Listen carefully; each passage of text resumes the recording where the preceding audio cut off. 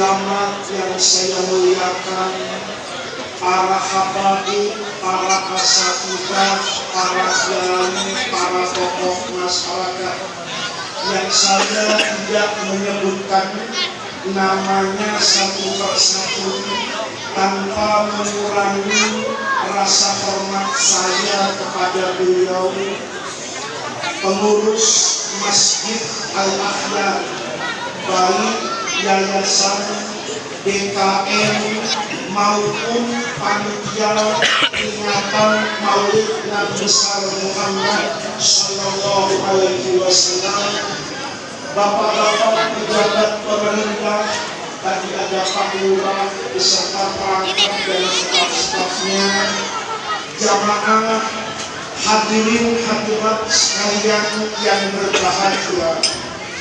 Malam hari ini kita berkumpul kembali di Masjid Al-Akhyar untuk merayakan, untuk memperingati tadi seperti yang disampaikan oleh Bapak Ketua Yayasan, manusia teragung, manusia terbesar sepanjang sejarah kemanusiaan.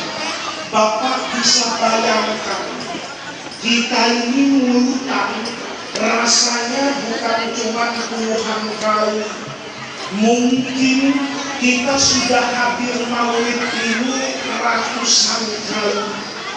Tidak ada di dunia ini manusia siapapun dia, apakah nabi atau rasul, apalagi pejabat dan orang biasa, yang hari kelahirannya diperingati seperti Nabi Muhammad Sallallahu Alaihi Wasallam.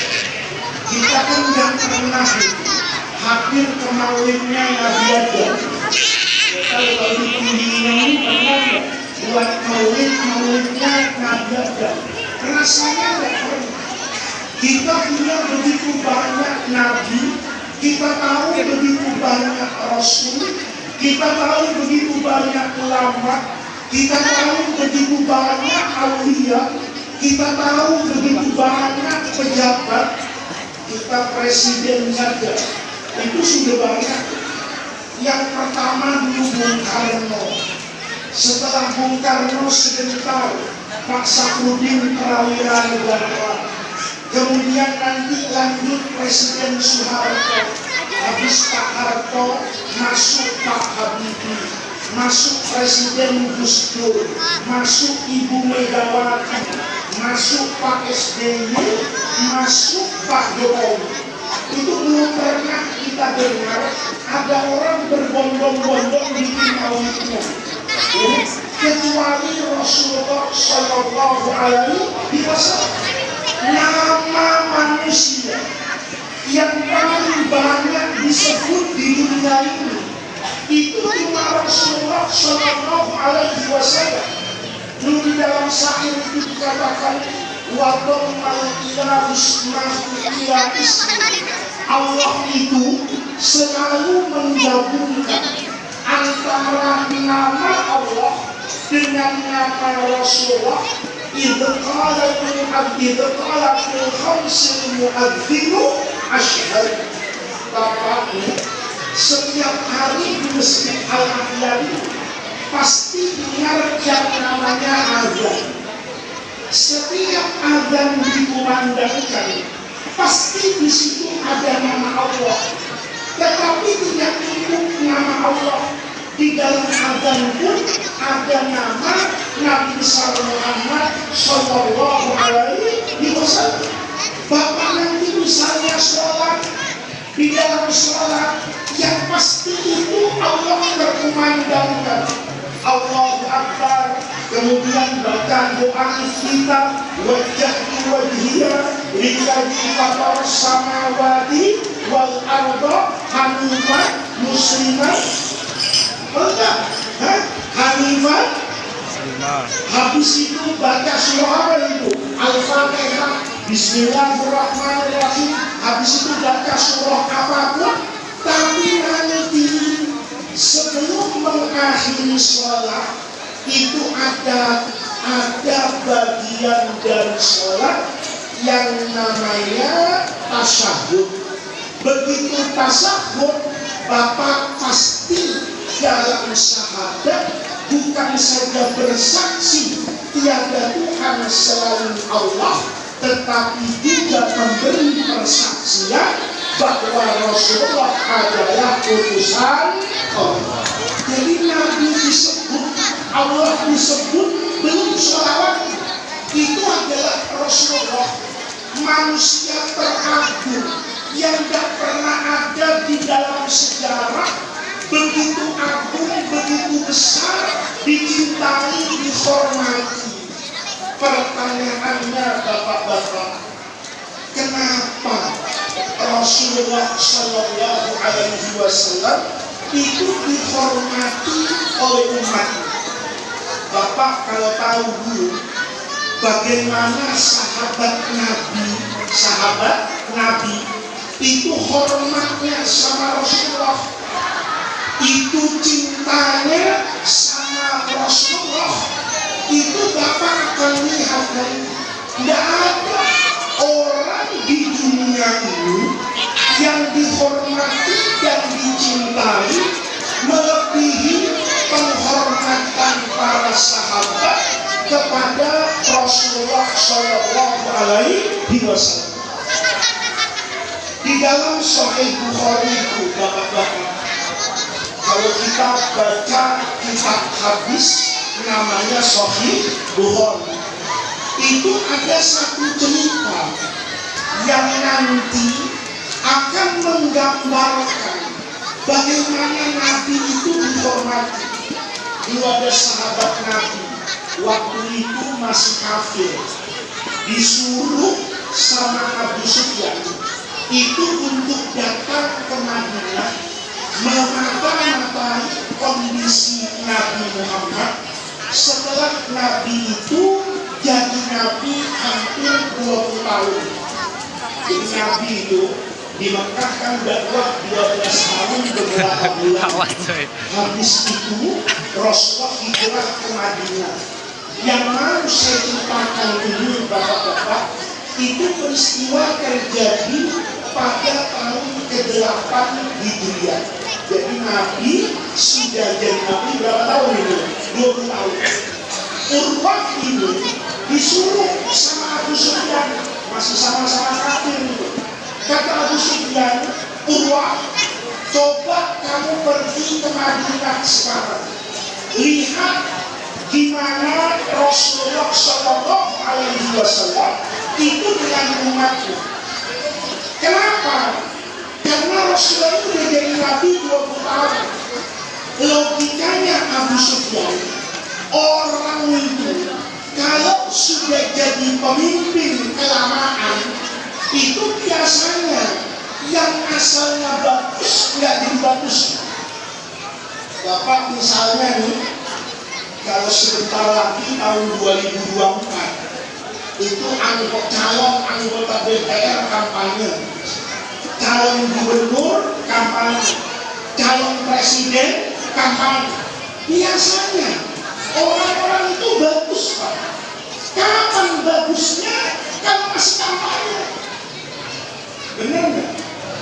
Orang-orang itu kalau masih kampanye bagus biasanya.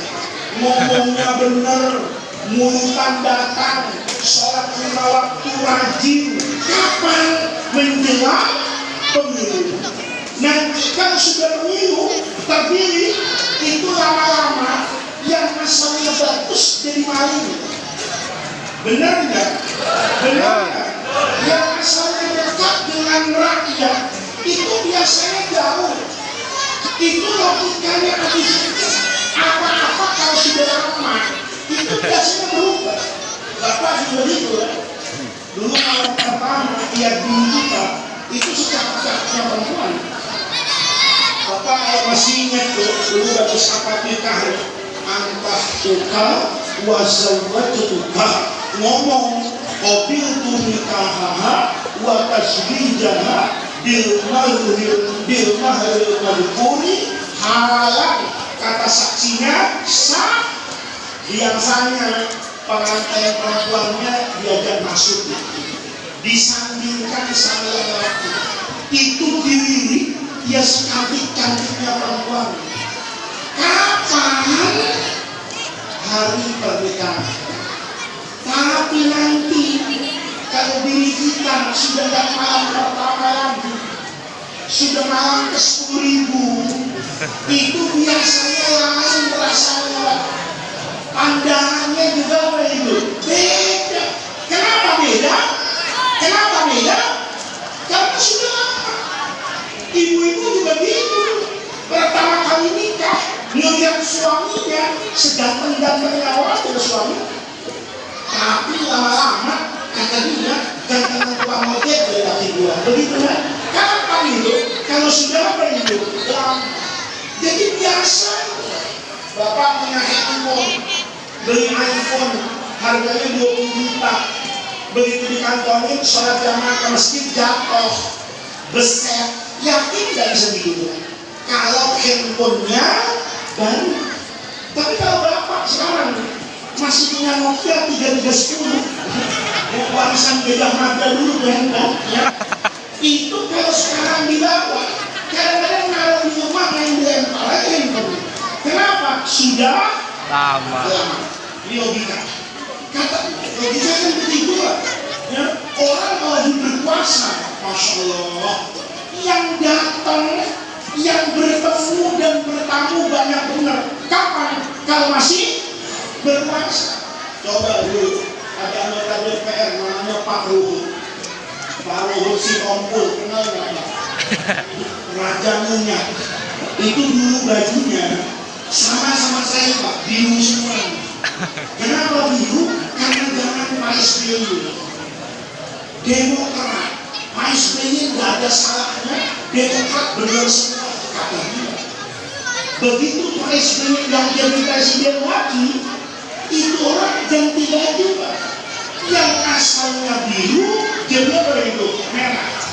Jadi politisi itu siapapun, jangan serius-serius Bapak dukung.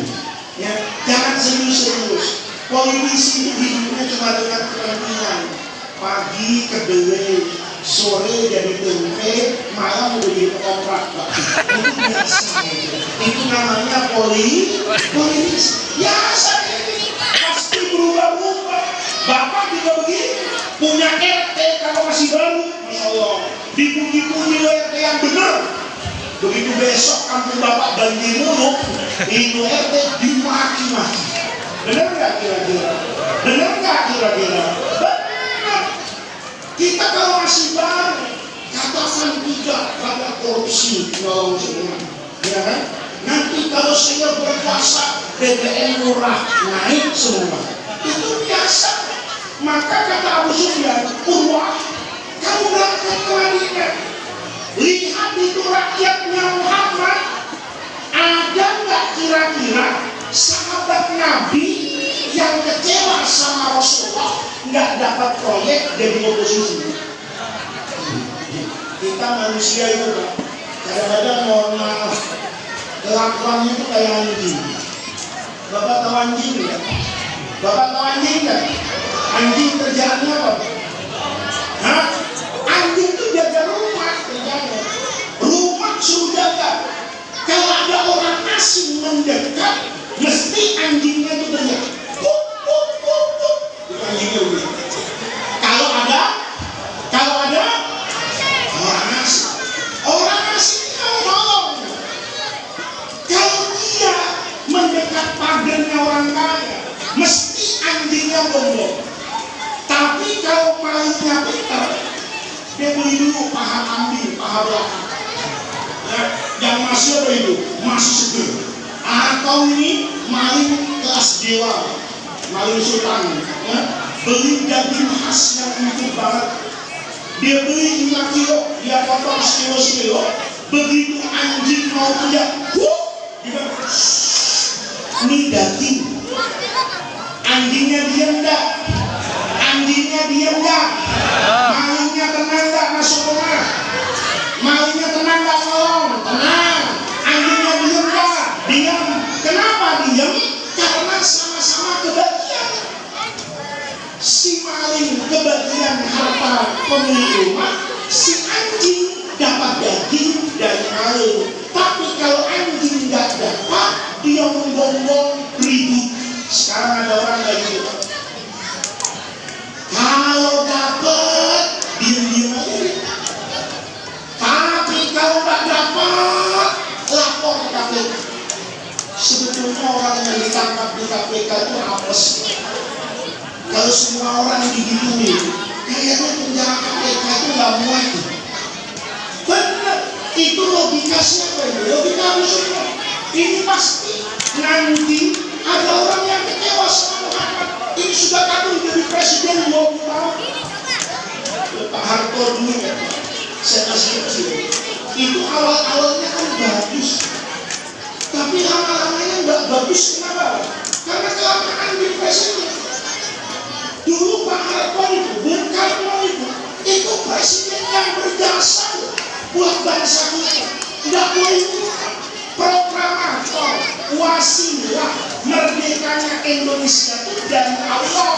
Tapi di antara wasilahnya keberanian Bung Karno untuk memerdekakan bangsa Indonesia. Jadi berjasa. Tapi lama-lama aneh yang terjadi. Semua di bawah kekuasaan presiden. Tidak ada yang bisa mengalahkan siapa itu? Bung Karno masa itu. Akhirnya ini dibubarin, ini tidak boleh, ini ditangkap. Lama-lama rakyatnya tidak kuat, terjadi pemberontakan G30S, PKI, maka kemudian Bung Karno yang hebat dia diberhentikan. Kenapa diberhentikan? Kelamaan di presiden. Maka apa-apa itu kalau kelamaan nggak bagus. Ceramah maulid juga kalau kelamaan nggak bagus. Saya ini sebetulnya sakit, suara saya itu nggak ada. Cuma karena cinta sama Rasulullah Sallallahu Alaihi Wasallam, saya mau cerita kecintaan kepada Nabi. Jadi orang itu setelah 20 tahun kan membayangkan Bung Karno setelah 20 tahun dikritik orang, Presiden Soeharto setelah 20 tahun dikritik orang, Pak Habibie tidak usah 20 tahun, kurang 2 tahun diturunin orang.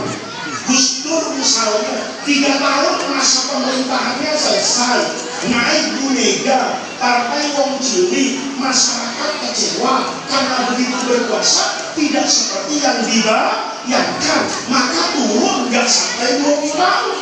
Pak SBY semua orang berharap ini pemimpin gagah, badannya besar, begitu jadi sama aja. Rakyat kira-kira tepuk ke hati mesinnya. Masih ingat itu, demo BBM sama aja. Kata rakyat Indonesia, ternyata presiden kalau badannya gubernur kayak Faiz, ini mengecewakan. Memang banyak makannya, ya susah saya mau kerja, masuk lubang nggak bisa, mau selokan nggak bisa. Akhirnya kita dengan presiden yang rada urusan, ya dengan harapan yang sedemikian besar, tapi ujungnya juga kecewa. Sama, semua orang begitu. Tapi tidak ada Rasulullah Sallallahu Alaihi Wasallam. Kata Urwah, saya datang di Sudan ke Madinah. Saya lihat di Madinah itu pemandangan yang tidak pernah saya lihat dimanapun. Kata Abu Sufyan, apa itu Urwah? Kata Urwah, Muhammad, ya Allah, Muhammad kan masih kafir. Muhammad, kata Urwah, itu kalau ngomong ngajar di masjid itu orangnya semangat, saking semangatnya dari mulutnya itu keluar ludah. Apa namanya? Kalau bapak itu keluar ludah namanya liar. Nabi Muhammad yang liar. Kalau Muhammad pengiringan itu liar semua ya. Kalau Muhammad Sallallahu Alaihi Wasallam itu nggak liar. Kalau ngomong keluar ludahnya apa namanya? Hah? Benar, muncak. Bapak pernah lihat ya, orang kalau ngomong itu muncak-muncak. Ya, terus saya pidato lumayan muncak-muncak. Ya, kayak Munawir habis ini mau ceramah hati-hati bawa pegang mic. Ya, ini ujungnya ada basah, ntar setrum. Ini Rasulullah. Kalau ngomong itu muncak-muncak. Bapak bisa bayangin nih, kalau duduknya di bawah saya pidato, saya ceramah, saya ngajar, muncrat-muncrat. Mana tadi maghrib makan tete, mana tadi zuhur makan jengkol, habis itu tidur mingkem nggak pakai gosok gigi, begitu makan tikus lewat pingsan. Itu orangnya muncrat-muncrat. Kira-kira Bapak gimana? Mungkin Bapak bilang, gua punya guru begitu, gua ngaji loh, payung, ya. Kenapa bawa payung begitu muncrat-muncrat? Gua kasih apa ini? Payung. Barangkah belum tentu pindah, nanti TBC sama corona transmigrasi. Nah, ini Bapak Rasulullah itu luar biasa. Nabi kalau ngomong dalam riwayat Imam Bukhari kata Quran, mata nakhama Rasulullah sallallahu alaihi wasallam nakhamatan illa waqa'at fi yadi rajulin minhum. Nabi kalau ngomong muncrat-muncrat itu sahabat nadani depan mulutnya Nabi supaya tangannya basah sama apa itu? Ludahnya Nabi. Begitu banyak ludahnya Nabi basah tangannya, itu bekas ludahnya Nabi dilap ke mukanya sama. Makanya dulu sahabat tuh mukanya glowing karena skincare-nya tuh ludahnya Nabi. Tahu skincare enggak? Orang kan sekarang Pak, kalau mau cakep mukanya dikasih skincare. Tapi ada orang yang orang dulu Pak katanya kalau mau ganteng, mau cantik itu dirawat. Kalau mau ganteng, mau cantik mukanya dirawat. Tapi sekarang ada yang lebih hebat, mukanya kagak dirawat, diedit. Saya pernah jadi korban muka editan. Ada ustazah nelpon saya pakai WhatsApp. Kalau nelpon pakai WhatsApp, profilnya kan muncul tuh di telepon. Dia nelpon tuh, begitu nelpon saya, lu orang cakep banget, nelponnya siapa ya? Saya sudah ngangkat itu, nengok dulu kanan kiri. Ya, ada Polda Metro Jaya nggak? Ada Pak Budi Gunawan nggak, Kepala Badan Intelijen Negara? Mau diangkat bisa nggak angkat nih kampanye? Saya lihat kok, saya sendirian, saya angkat. Benar perempuan. Pak Ustaz, bisa nggak datang ke pengajian di sana? Karena cakep, saya bilang bisa. Jadi saya nggak lihat agenda dulu, gitu kan? Cakep, prioritas. Saya bisa. Setelah bisa, saya bisa beneran. Ini ustazah tiap minggu WhatsApp saya. Jangan lupa ya Pak Ustaz ya, malam minggu depan jangan lupa. Tiap minggu WhatsApp saya. Akrab. Begitu hari-harinya saya datang ke pengajian ustazah tadi. Begitu di situ, itu ada ustazah yang perempuan, so akrab sama saya. Saya datang tuh akrab kayak kenal lama. Saya merasa gak pernah ngomong apa-apa sama orang. Jadi saya adem aja. Karena saya adem, itu ustazah gak tahan. Pak Ustaz lupa ya sama saya. Siapa ya kata saya? Saya Pak Ustaz yang dulu nelpon, yang sering WhatsApp Pak Ustaz. Masa Pak Ustaz lupa? Dengar dia ngomong begitu, hati saya gering. Hasbunallah wa ni'mal wakil, ni'mal mawla wa ni'mal nasir, inna lillahi wa inna ilaihi. Beda banget Pak. Waktu di profil WhatsApp-nya cantiknya luar biasa. Cuman saya tambah ngakinin dia. Saya bilang maaf ustazah, saya sebenarnya pesan sama dokter suruh pakai kacamata, rada katarak. Cuman saya bandel, sering lupa suka periksa mata, jadi saya suka katarak. Oh begitu Pak Ustaz, yang penting nggak apa-apa Pak Ustaz. Pak Ustaz jangan pernah lupakan saya. Saya bilang sama ustazah, insya Allah gua nggak bakal lupa seumur hidup. Lu ustazah pertama yang ngeprank gua. Itu karena beda banget. Makanya sahabat Nabi dulu tuh mukanya itu kelihatan. Tahu cerianya kenapa? Karena pakai ludahnya Rasulullah Shallallahu Alaihi Wasallam. Bentar, ini jam berapa ini? Jam awal udah. Saya nyampaikan tadi Cuma ini menggambarkan Nabi itu begitu dicintai dan begitu dihormati sama umatnya. Pertanyaan yang kedua, kenapa sih orang kok cinta banget sama Nabi?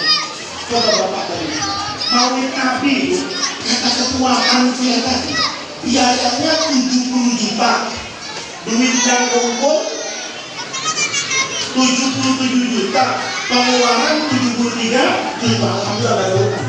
Ya, itu Maulid 73 juta. Kalau dipikir-pikir, orang nyumbang karena apa sih? Karena cinta sama Rasulullah. Ayo pengurus masjid sekarang bikin multannya ketua masjid.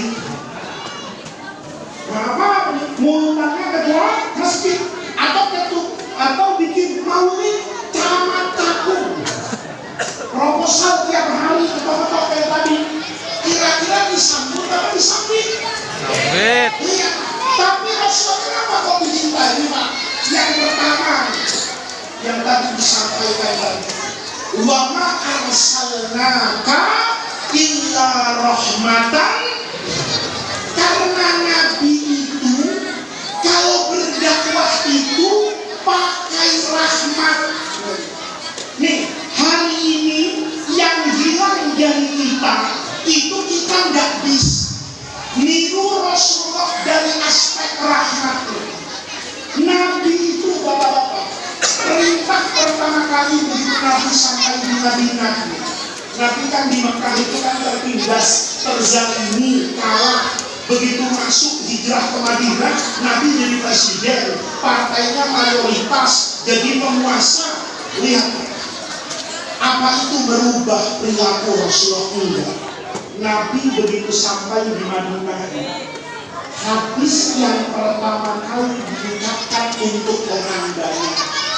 Imam At-Tirmidzi dalam Sunan At-Tirmidzi itu meriwayatkan dari sahabat Nabi yang dulu beragama Yahudi, namanya Abdullah bin Salam.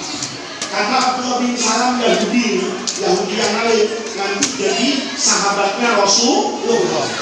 Kata Abdullah bin Salam, lama qadima Rasulullah sallallahu alaihi wasallam Madinah. Nabi sampai di kota Madinah. Kata Abdullah bin Salam, gue penasaran, kira-kira Muhammad mau ngomong apa ya?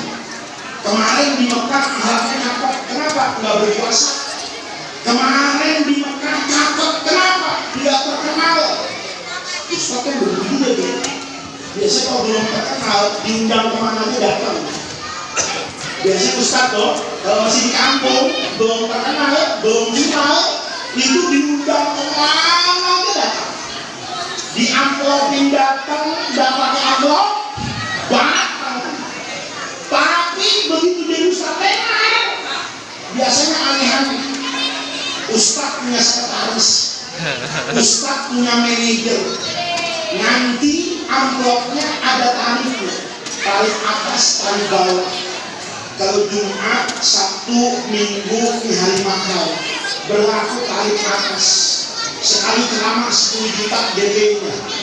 Nanti begitu sebelum ceramah harus dilunasi 10 juta. Ya. Itu Ustaz aneh-aneh. Gara-gara apa itu? Terkenal. Dulu mimpin zikir di Masjid Al-Aqsa ikhlas banget. Begitu tenar ke Istiqlal, tenar kemana-mana. Kalau ada orang zikir ditanya, lu menang zikir mau pakai nangis atau enggak? Emang kenapa Ustaz? Kalau pakai nangis 30 juta, kalau nggak pakai nangis 10 juta. Kapan tuh? Kalau tenar. Makanya kasih Yahudi Muhammad sekarang besar. Kira-kira berubah begitu sampai di Madinah. Pesan pertama itu bukan tauhid. Pesan pertama itu bukan syariat ibadah kayak sholat. Pesan pertama Nabi itu bukan tahajud. Nabi sampai di Madinah, pertama kali ngomong, Nabi ngomong afsus salam. Apa afsus salam? Tebarkan assalam kedamaian. Nih, makanya Nabi itu jadi Nabi. Itu muridnya itu semua merasa damai. Kalau kita jadi imam terawih, belum tentu merasa damai. Buktinya bapak-bapak, kalau terawih imamnya ditandain kan? Ditandain Wow, ini imam Masya Allah 2 jam. Oke, gua kagak datang. Ya kan? Ini 20 menit sama sholat isya, gua paling depan. Bener nggak kira-kira? Bener nggak kira-kira? Kita kalau mau sholat itu nggak aman. Saya aja kalau sholat di bandara, macet sampai bandara, pesawat sebentar lagi mau terbang, saya belum sholat. Begitu saya sholat, kadang ada orang sudah jadi apa ini? Imam. Saya sholatkan nunggu dulu selesai Fatihah. Imam baca apa nih? Kalau baca Qul gua libur. Kenapa? Karena pesawat 15 menit lagi terbang. Tapi kalau baca Yasin dia nggak ikut. Kenapa? Lah pesawat terbang mana? Gua masih itikaf. Itikaf biar akhirat enak. Itikaf di bandara pusing gitu. Kita nggak merasa aman. Tapi Nabi itu kalau jadi imam, orang semua merasa aman nggak kena. Karena Nabi sholatnya panjang loh. Nabi itu kalau terawih, rakaat pertama itu kata sahabat, karena baca surah Al-Baqarah sama Al-Imran, serakaat itu. Dipraktekkan di sini, insya Allah pulang terawih imamnya dibunuh orang. Paling kagak sendal imam, buat ambil sendal imam biar kapok kalau sendal. Nabi itu sholat sirriyah, sholat duhur. Itu dan ayat kalau nikna khamsina ayatan. Nabi itu kalau dulu sholat itu bacanya itu 5 ayat, ayat asal. Rukunya itu lamanya sepanjang ayat asal. Iktidalnya begitu, sujudnya begitu. Bapak praktek di sini bukan rumah. Tapi anehnya Rasulullah itu kalau sholat orang tidak pernah merasa tidak aman. Buktinya karena saya ketiga, Nabi sholat. Begitu sholat, tahu-tahu Nabi sholatnya kayak sholat kita. Rakaat pertama inna a'tayna, rakaat kedua kulhu. Itu sudah saya survei. Surah yang paling dicintai oleh umat Islam se-Indonesia itu duduk di ranking pertama pada rakaat pertama itu adalah inna a'tayna al-Qur'an. Nanti rakaat kedua mesti kulhu. Tanya ke murid saya, kok inna a'tayna itu penting? Karena inna a'tayna itu adalah menyadarkan kita betapa banyak nikmat yang telah Allah berikan kepada kita, sehingga setiap kita membaca inna a'tayna kita selalu bersyukur kepada Allah. Rakaat kedua kita baca tauhid. Apa ada yang lebih penting dari tauhid? Itu orang malas pakai dalil. Paham Pak? Nabi langsung baca inna a'tayna. Bubar sholat, sahabat nanya, ya Rasulullah, kok tadi sholat di diskonnya? Diskonnya nggak tanggung-tanggung 90%. Ini kenapa ya Rasulullah? Kok sholat di diskon? Lihat kata Nabi. Saya tadi kata Rasul, sholatnya mau sama kayak kemarin panjang. Tapi begitu baca Fatihah, saya dengar anak di belakang itu anak bayi nangis. Dengar suara bayi nangis, saya takut ibunya jadi makmum. Kalau dia makmum sama saya, sholatnya panjang-panjang, bahunya bisa nangis kejer, ibunya juga tidak khusyuk di dalam sholat. Untuk apa sholat panjang-panjang tapi tidak khusyuk? Lebih baik sholat yang pendek tapi khusyuk. Itu apa sholat itu? Nabi itu orang yang sholatnya paling khusyuk. Nabi itu orang yang paling takut kepada Allah. Tapi ketakutan Nabi kepada Allah, kehusukan Nabi kepada Allah, Nabi tidak lupa dengan yang namanya kemanusiaan. Kasihan nanti kalau anak ini kelamaan nangis. Coba Nabi mau jadi presiden hari ini di Indonesia, saya yakin semuanya murah. Mau naikin Nabi nggak tega, takut ada yang nggak bisa itu, nggak bisa. Karena Nabi itu selalu dengan rahmat. Maka para jamaah sekalian, kalau masih ada yang akan berceramah sebelumnya, kita niru Rasulullah. Nah, setelah saya masih ada yang mau berceramah setelah ini, Maulid kita bawa pulang dari saya pesannya satu. Tiru Nabi, lihat orang itu dengan pandangan rahmat dan kasih sayang. Bapak lihat orang yang nggak benar, itu benci pekerjaannya, tapi jangan benci orangnya. Karena kita nggak pernah tahu orang yang hari ini nggak benar, siapa tahu nanti jadi orang benar. Orang yang dulu mau membunuh Rasulullah, namanya Sayyidina Umar, itu orang yang paling serius mau bunuh Nabi, satu-satunya orang di Mekah yang sudah menghunus pedang mau bunuh Rasulullah, itu namanya Sayyidina Umar. Hari ini kita lihat orang yang mau bunuh Nabi dimakamkan di samping Nabi. Kenapa? Karena dulu Nabi selalu berdakwah dengan menggunakan kasih sayang. Ayo kita sayangi keluarga kita, kita sayangi masyarakat kita sayangi negeri ini. Kita doakan mudah-mudahan Indonesia ini menjadi baldatun thayyibatun wa rabbun ghafur. Mudah-mudahan Allah jadikan jam'an hada jam'an marhuma wa tafarruqan min ba'dihi tafarruqan maksuma. Mudah-mudahan hadirnya kita di majelis yang baik ini, cinta kita kepada Rasulullah menjadi tawassul dan wasilah kita untuk mendapatkan khairat dunia wal akhirah, mendapatkan syafaat ulama dari Rasulullah sallallahu alaihi wasallam. Rabbana atina min ladunka rahmah wa hayyi lana min amrina rasyada. Allahumma la tahrimna khairan ma indaka min syarri ma indana. Kurang lebihnya saya mohon maaf. Assalamualaikum warahmatullahi wabarakatuh.